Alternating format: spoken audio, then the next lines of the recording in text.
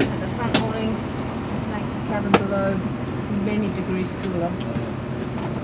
And it's much cooler already here under the awning. It's really nice. Yeah. We also have a big awning that goes over the whole boat, but there's been a lot of, or not now, but last week there was a lot of wind coming through in gusts, and it's too big. Pumps, you know, gets the wind under it. So kind of take off a little bit. Yeah, well, it can rip the awning if there's a lot of wind, so we don't have that one up at the moment. Really? Yeah, my father had a patent and got some money for it in Europe. Oh yeah. And he bought a sailing boat for the money. What was the patent that he had? He had a patent on measuring steam locomotives, a very large weight. So that's the Volvo Penta, is it? That's the Volvo Penta, yeah. The famous Volvo Penta diesel engine, which is quite reliable. And 55 horsepower gives you enough push. Oh yeah. Custom made, and this is the emu and the kangaroo from Australia, and this is our sailboat.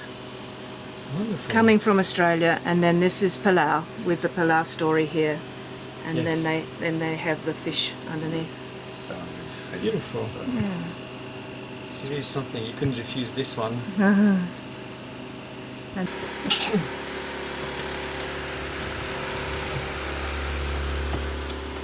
So who's this guy? My cousin. Yeah. You see the resemblance. We said it to, this was in Kumai at a sanctuary for orangutan, and she's sort of semi-wild, and it was just incredible. We sent that video, a picture to the friends of ours on the internet, and he wrote back and said, you know, John, you're looking pretty good, but I'm not so sure about Sal. So in terms of internet, you have satellite-based internet? We have a satellite phone, and we have the internet capability. Sal is the IT person on board. She's the one you need to talk to about that. You change the oil and she... I just, I do the physical, muscular stuff. Pulling my face off. If you haven't got to download something, that takes a while to download. Yeah. But it's Sal was doing a lot of, and when we just put the sat phone originally.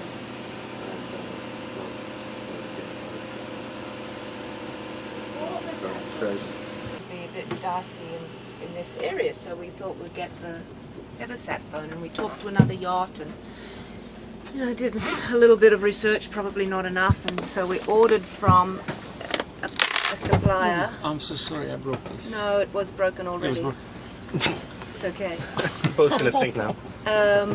You have to work on the boat for a week. And so we got the sat phone from these people, and it arrived in a box, and you know, I said when I ordered it, make sure you include everything we will need to put it in, because there is no store down the road here that's going to have this. So you know, it arrived without the fitting for this and without the fitting for that, and I emailed them back using the short email saying, and the guy said, oh, just pop down to West Marine and pick up one of those. Easier said than done. And then it just went on and on and on. So I'm emailing the help desk, and there's 10 or 12 hours difference, and every time I'd get a reply, I'd ask a question and he'd reply and he'd say, here's the link, just download this, it'll tell you how to do it. And I've already said to them a million times, the internet here is so slow, for me to download these documents is very difficult. Can't you just tell me? Please? This is an Australian dealer or American? American. This is American. Yeah, and we got them because we got it from these people because the other yacht had said they had such good backup, such good service, such good, wonderful. They'd gone by the time we were doing this, and it was so frustrating. It was really frustrating. How long are you staying in Palau? We'll be here probably for about another month. Oh. And then we want to work our way through east through Micronesia. That's the plan. How do you usually spend? How do you decide how long to spend in different places?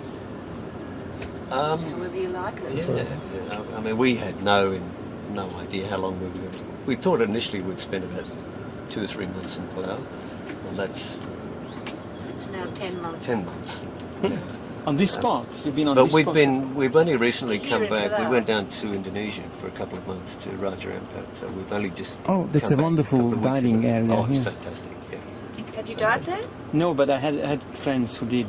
Yeah, so Yeah. so we went, as John said, when we arrived in Palau we thought we'd just be a few months, and then when the season would change and we'd head east, but the season didn't change when we thought it was going to, so we went to Raja Ampat. We were away for 2 months, and now we're coming back and the season's changed a bit, so the winds are a little bit more favourable, and we have some friends who we hope will catch up with us. We're basically, And then 2 boats. yeah, we're basically waiting That's for fun. them, but we're not waiting because they're already a year behind. So You're behind. If they get here, fine. If they don't, well, they'll catch up with us somewhere yes. down the track. So did you chart their GPS signal and say you're still 2 weeks away from here? Yeah. yes, At full speed, collision course with Palau. yeah, they're in the Philippines. I haven't heard yet that they have left. But it's typhoon season in the Philippines now, Yes. so Yeah. you have to be careful with that because a boat like this would be in danger, right? Oh yes, Oh, yes. we were all last year in the Philippines for the whole year. So what happens when you're anchored in the bay and you have a typhoon warning or big storm, whatever, coming? I mean, Well, there are open up all the hoods. designated typhoon refuges, and there's a very good system of prediction, and so you should have warning of about 5 days when one's likely to come, and you watch all the time and you move and you know where the typhoon refuge is. But what happened with us was that became very tedious and wearing, the sort of constant low grade stress of watching all the time. Will there be a typhoon? Will there be a on typhoon, tomorrow? and where are we going to go? And many of the refuges are not all that good. So we came to Mindanao, south to Mindanao, and we were there for 3 months, and that's below the typhoon belt in the Philippines. And It's south of Cebu, isn't it? yes, Yeah. yes, it's the How far south is that from Cebu? oh, many hundreds of miles. Oh, hundreds, yeah, right, Yeah. because it's still covered by, Apo Yeah. Island is a good diving place, by the Yes, way, yeah. yes, yeah. We dived there. We Yeah. did a lot of diving. So, being right down there, we were out of the typhoon belt, and we were in a marina, and it was very secure. And we actually left the boat, took the opportunity to leave the boat in the marina and do some what we call land travel.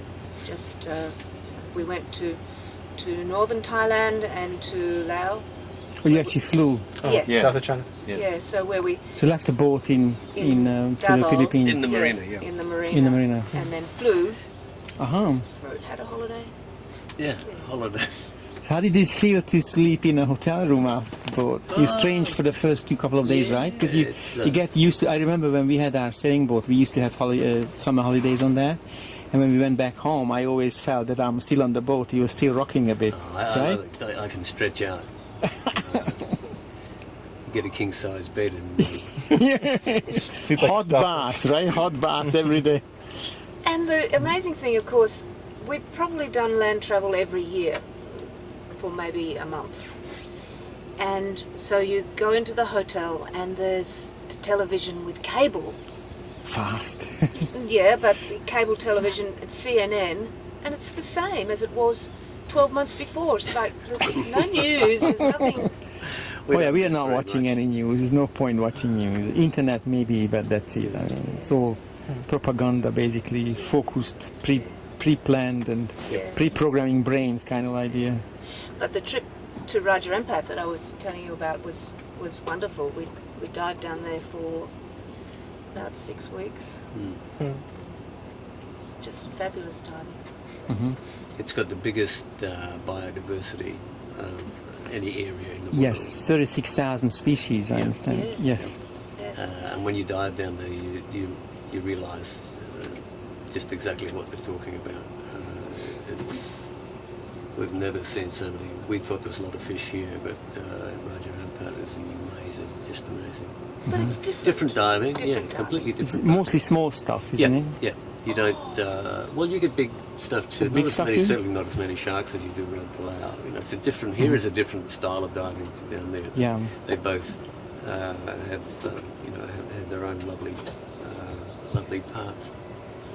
Yeah, but it's a lovely area, lovely people. So how do you generate water? I mean, you have a desalination device? Yeah, we have a desalinator.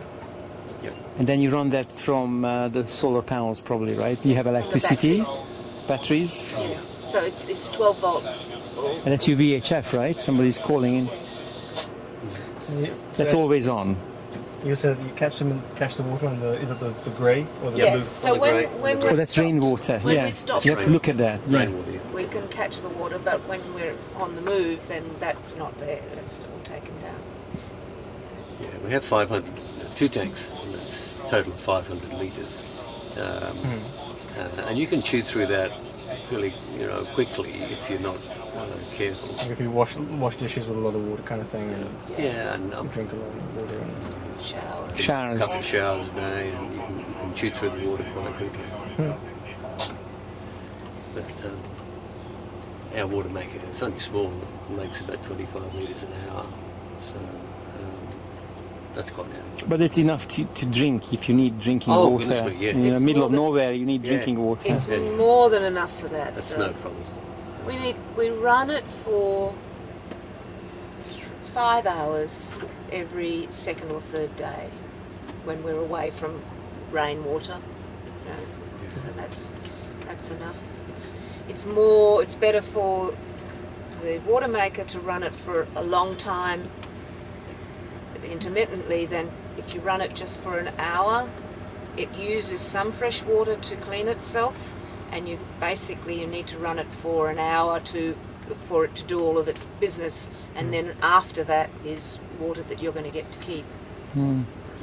I think this boat is a fantastic example for green sustainability because you basically use solar energy for electricity, Yep. wind for power, more or less. I mean, the Volvo helps, but you don't Yes. really need that. And you're not polluting anything. Yeah. And we have a wind generator as well, so that's up there. You can't see it, but Right, that's the old-fashioned. Before the solar, they had that a lot, wind right? generator, Yep. yeah. And it's quite good, but it wouldn't any way make enough power to Run the fridge. The fridge and It's freezer. 12 volts, isn't it? Yeah. Yeah. The freezer and the refrigerator is really a luxury. Many cruising boats don't have as big a fridge and freezer freezer, that we've got. Freezer. But then when you catch a fish, that's very handy because you can keep it for a couple of days, That right? goes- And- Oh yeah, freezer, well oh, it yeah. goes in the freezer. You can keep it for a month. yeah, right. Months. Do you guys, so how do you have to change your diets when you come on? I guess you have to reduce the dairy because all the expendables like milk and cheese and eggs and stuff you have to be careful of. You can't keep it long. You can keep you can keep cheese for a long time. We use powdered milk. We don't drink a lot of milk, but we use powdered milk if we need it. Eggs only as long as you can keep them, but they keep quite well in the refrigerator. They keep for a month as long as you get them fresh to start off with. Yeah. And vegetables. Have to And get to be you clever. cook on the boat or only when you are sailing? Otherwise you eat outside, No, right? no, No, Or you- We would eat more on the boat than, here we could, a couple of times a week, quite often we'll be out, eat in restaurants, but otherwise we would eat here. I mean, I enjoy cooking, so it's no trouble, and it's also healthier what I cook than what you buy when you go out. Yeah. And if you had to eat out all the time, it would become very expensive because we're not on holiday. Yeah. Well, this is how we live. So So you mentioned on the dive boat that you left Australia 6 years ago, right? yes. So could you talk a little bit about that? You know, how did you actually decide that you're going to change your life? And Well, we didn't. Well, no, initially we only Had to planned skip the on being country. away for about a year and a half. But even before that, when John retired, we bought this boat a year before John retired, and it's actually a year before I retired, but I was part-time for the last year. And we really intended to cruise the coast of Australia, round up into the Kimberley area of Western Australia, and it's very beautiful, and that's what we were going to do. And in the first year, we decided to just go on the coast of Queensland as a shakedown cruise for this boat because it was new. And did you learn sailing that time, or you had already sailed before? we had sailing boat. Right. We had 2 boats previously, and while we were on that 12-month shakedown cruise, John was reading in a magazine about a rally that goes from Darwin to Indonesia, and it had been before. The challenge. But it had been closed down for a while when there was a bit of difficulty, but then it started up again, and he was reading the article about how it's going again, and he said, "That sounds interesting." And I said, "Give it to me." And there was a website, and I got on there, and we was the second boat registered for the next year, and we thought, as John said, that we would be away for 18 months. So the rally takes 3 or 4 months, and then you look around Thailand, Indonesia, Malaysia, and then the next year when the season is the opposite season, we thought we'd go back. And we just haven't got there yet. So you never been back with the boat to Australia not for with the 6 boat. years? Not with the boat. You flew back, We've but flown back. Yeah. Wow. But we've had a couple of trips to the Andaman Islands. When we were up in Thailand, we went to the Andamans twice. A few It's seasons. in the Bay of Bengal, part of India. yes, Bangor, yeah, right. Yes. And Thailand, Malaysia, and a couple of seasons in Borneo, and last year in the Philippines, and here. Yes. How about pirates and things like in that? This part of the world, it's a very overrated. It's not a problem really. There are areas in the Philippines and the southern part in the archipelago, Sulu archipelago. That's certainly a dangerous area that you keep out of. They're stealing boats, right? Stealing people. Kidnapping people. Kidnapping people. Yeah. Yes. Yeah. Outside that, no.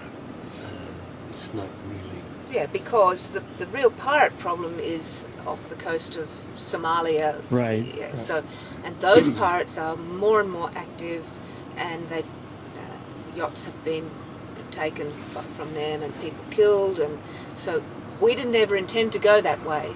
But a lot of cruising boats that come up through Indonesia to Thailand, that's their step-off point to go Indian Ocean, Red Sea into the Med. But now they don't anymore, because in 2010 a cruising boat was taken by pirates and all the people killed. Yeah, I think it was an American couple or something. Well, Yeah. The Straits are more dangerous. They were anyway. selling. They were distributing Bibles or something, and they were killed. It's really tragic. It was very tragic. I understood that the US military of some sort Yeah, there's ship was rescuing them, and they got killed in the crossfire Yeah. of the rescue. So that's serious pirate business, and cruising yachts now don't go through the Red Sea. They go around by South Africa, which is a long, There may long be some. There might be a few going through there, but certainly not to the extent that route's. Isn't that too harsh? The South African route. That's It's very choppy seas, isn't yeah, it? it's a lot Yeah, it's longer a and bit a bit Yeah. more arduous, I'd say. Yeah. Yeah. So what happens when you see a really choppy sea and you say, oh, this is too risky, you can't turn back, really, right? You You look at the have weather to put up with forecast. it. You've got reasonable weather forecasts. It doesn't matter. At some stage or other, you're going to get some nasty weather, and you just have to be prepared for that and deal with it. There's no point in going out there and thinking that you're not going to get some nasty weather at some stage. It doesn't matter where you are, you will. And then you close up everything, make sure it's watertight, right? Yeah. And then whoever is on duty is going to get wet. You've got to reef. The important thing is to reef the sails, reduce the size of the sails, so that the boat is not overpowered. Right. I can't get torn off or anything. Yeah. I think the most we've had is probably 45, gusting 50 knots in the South China Sea, and it was pelting down rain. It's always at night at the worst time when these things happen. Yeah. The rain was so heavy that from here we could not see the mast. Wow. It was, and the worst of that was that we were going through a gas field, oil field, gas field, and before the storm hit us, we had on radar and visually the lights of an at sea gas loading facility. Oh, And then as the storm came and it disappeared. it disappeared. And you were worried. Not only disappeared, but disappears on radar as well because the rain affects. Yes. That was what frightened me so much. Not that there was any danger to the boat, even though there was a lot of wind, but where we were getting blown to was where I had in my mind that because We knew what was there. yeah, we knew what was there, and that was the worst thing, Yeah. the scariest thing. Just But otherwise, in Southeast Asia, cruising in Southeast Asia, a lot of the time you're doing motor sailing because there's not a lot of wind at the time when you want to be sailing. So you have to stop by and get some gasoline, right? Diesel, right. derv. Yep. Yeah, you certainly burn a bit of gasoline in this part of the world. Yeah, or diesel. And how you pay for this? I mean, you can't carry too much cash with you because it's too dangerous, right? So you can't stop in Southeast Asia and say, hey, I'd like to see an HSBC bank to draw $250 for gasoline. yeah, we have. Is that what you do, or how do you get that? We have a card which is like the electronic form of traveller's checks. Uh-huh. And so it works in any ATM that would accept a Visa card, but it doesn't have the charges associated with getting a cash advance on your Visa card. And you can load it online from our bank account in Australia, load it, and then wherever you go, you get the local currency out of the ATM. You just need to be prepared that you don't actually have to buy diesel before you've had a chance to go to an ATM. And then some areas are a bit short on ATMs, but it's getting now, like every year, it's more widespread that you just have access. And we've got a cruising range of about 1,000 nautical miles. Which is a lot. So yeah, you can go a long way in 1,000 nautical miles. So. That's 1.85 kilometers, isn't it? Yes. 1 nautical mile. So Yes. it's 1,850 kilometers. Yeah. Yes. Yeah. Which is further than, I mean, Guam is what, about 800 miles, Guam, right? Yes. Yeah, from here. Yeah. So you could easily go just cruising Oh, yeah. without any wind, which is Yes. silly Yes. because you have a lot of wind, Yeah, right? yeah. Yes. Hmm. When we're going east across here, as I was saying, Yeah. the current and the wind predominantly comes from the east, so we have to wait till the winds are light, what's called light and variable, so that then we will most probably motor sail to get further east. Hmm. And then sail back probably. We'll sail then into the South Pacific. Hmm. Once you're in the South Pacific, then it's a whole different. Then you're into the Southeast Trades. You've got consistent wind down there. And you have wind charts, right? You can download them from the internet. They update them probably every half an hour or something, right? I mean, Yeah, we don't Yeah. have internet when we're at sea. We have email. So Uh-huh. what I I have with the sat phone is a It's a satellite-based email, right? satellite-based email, but there's a weather service that we have subscribed to, and I send them an email saying what I want, They check the charts. and they send a reply of whatever it is, Uh-huh. and it's all automated. So there's a whole menu, Mhm. and you select an area, and you get back the wind, the barometric pressure, the sea, the wave height, expected, the forecast for the next. You can get it for 7 days, but it's really not much use getting more than about 4 or 5 days, because It changes too get much. it every day Yeah. for the next 3 to 5 days, and then you get a pretty accurate picture of what's going to be happening.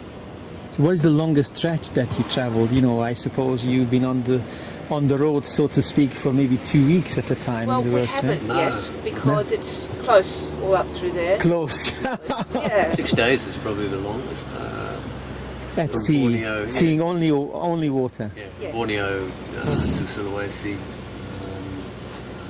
Or the Red Ramp at Sulawesi, North Sulawesi, that's North Sulawesi, yeah. Yeah, we went there, but coming here was probably the longest. So I guess, yeah, from Mindanao to Palau was 6 days, isn't it? Or was also, yeah, no, it wasn't. It was No, only it's less than that. 5.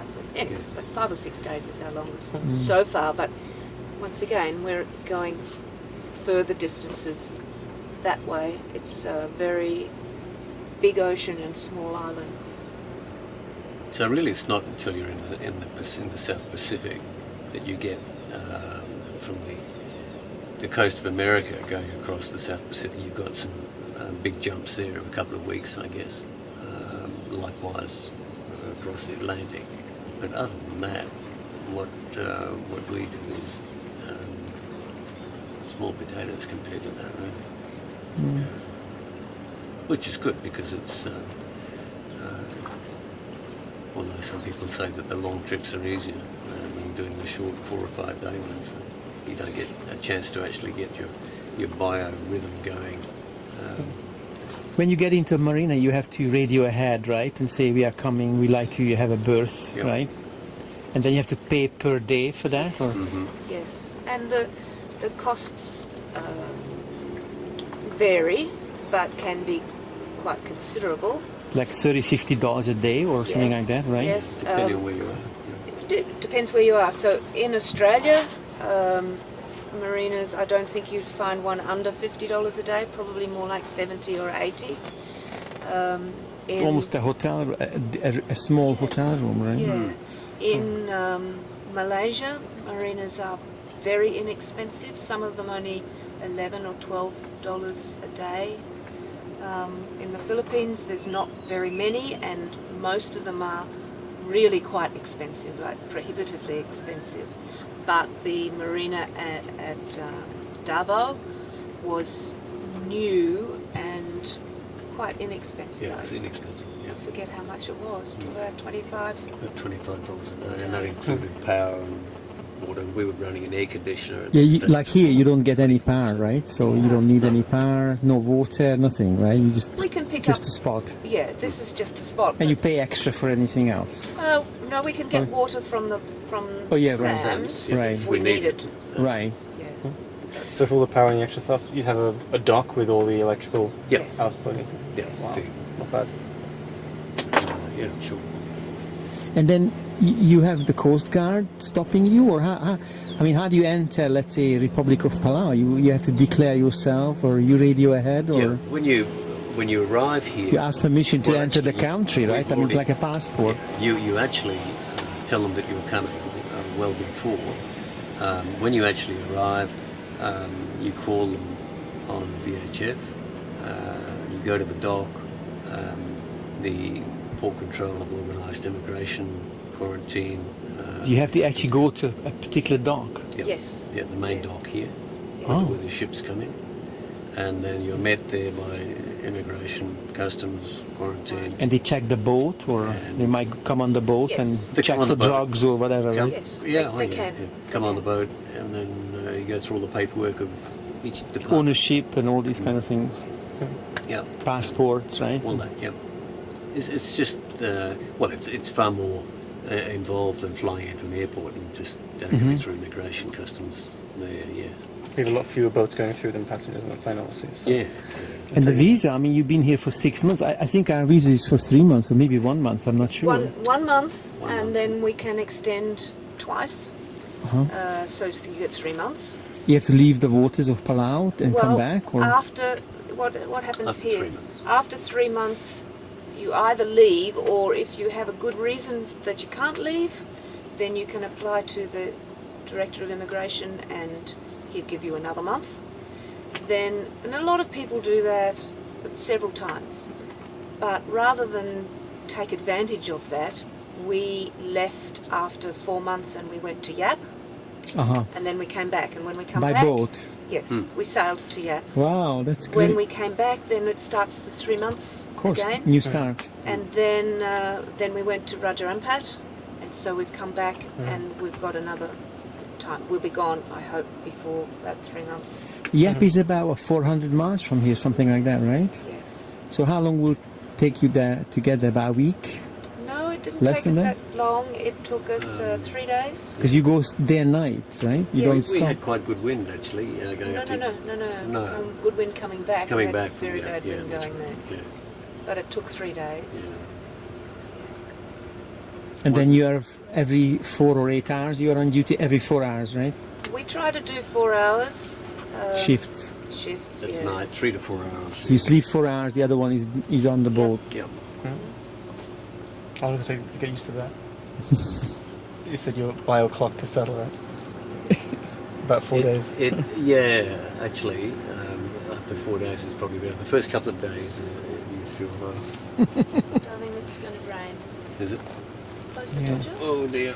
You might want to throw us out because the dinghy will get wet. No, it's okay. But it's a great experience to see rain here, right? Is it right to step outside? Yeah. Of course. Or you just go around the boat, right? I'm not going to jump off. Yeah, okay. You can swim, I know. Here it comes. The famous Palau rain, which starts and goes. Rain.